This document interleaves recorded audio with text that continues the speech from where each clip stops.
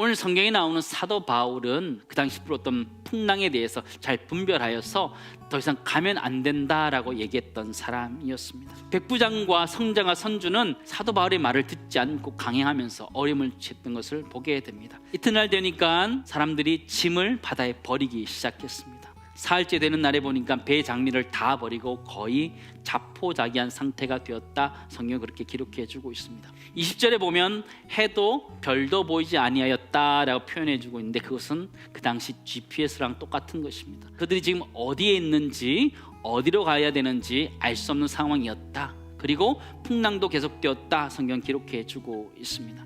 최악의 상황이 그들 앞에 펼쳐졌고 구원의 여망마저 사라졌다. 그렇게 표현해 주고 있습니다. 하나님께서 오늘 성경 보시면 그 배에 탔던 모든 사람들을 사도 바울에게 붙여주셨다. 이렇게 되어 있습니다. 항해자들이 살 수 있었던 이유가 무엇이냐면 사도 바울과 함께 있었기 때문에 살았던 것이죠. 사명을 위해 달려갔던 사도 바울의 배는 풍랑을 만나고 파도를 만나면서 헤매고 있을 때는 난파선같이 보여졌지만 결코 난파선이 아니라 복음을 끝까지 감당해 가야 되는 선교선이라는 것을 우리는 발견하게 되지요. 첫 번째 나누기 원하는 것은요, 폭풍 속에 살아가는 인생도 난파선이 아니라 선교선이란 것을 우리 모두가 잊지 않기를 간절히 소망합니다. 사랑하는 성도 여러분, 여러분은 지금 난파선을 타고 있으십니까? 아니면 선교선을 타고 있으십니까?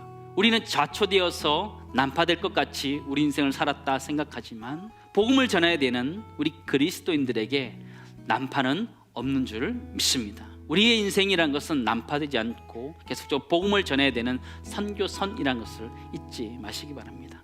만약 폭풍이 없었다면 사도 바울은 바로 그곳으로 갔을 거예요. 그러면 그 배의 주도권은 선장과 선주가 지고 그곳에 도착해서 사도 바울은 로마에서 복음을 혼자 전해야 했을 거예요. 그런데 오늘 하나님은 그 배가 폭풍을 만나면서 많은 사람들이 그 사도 바울의 하나님이 자신들을 살렸다라는 것을 증언할 수 있는 사람들로 바꾸어 주셨다라는 것이죠. 로마에 도착하자마자 사람들이 무슨 이야기 했었겠어요? 유라굴로 강풍이 나서 정말 모든 것 다 버려 죽을 위기였는데 사도 바울이 나타나서 안심하라 그러고는 그때부터 하나님 인도하여서 지금 여기에 도착했다. 사도 바울의 말을 들으라 얘기하지 않겠어요? 하나님은 로마에 사도 바울 혼자 보낸 것이 아니라 나머지 배에 타고 있던 모든 사람들을 붙여서 그에게 덤으로 주셨음을 보게 되지요.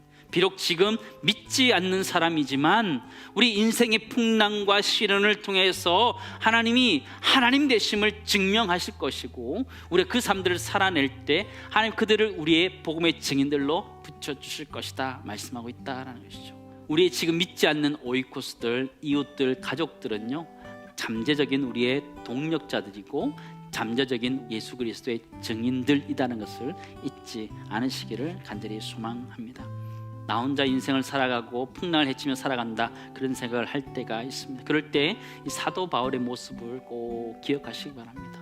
사도 바울은 로마로 갈 때 복음을 전하기 위해서 가는 것인데 죄수로 가는 것이었습니다. 그러나 풍랑을 통해서 그 죄수를 호송하던 호송선이 변화되어서 복음을 전하는 선교선으로 바뀌었음을 우리는 보게 되죠.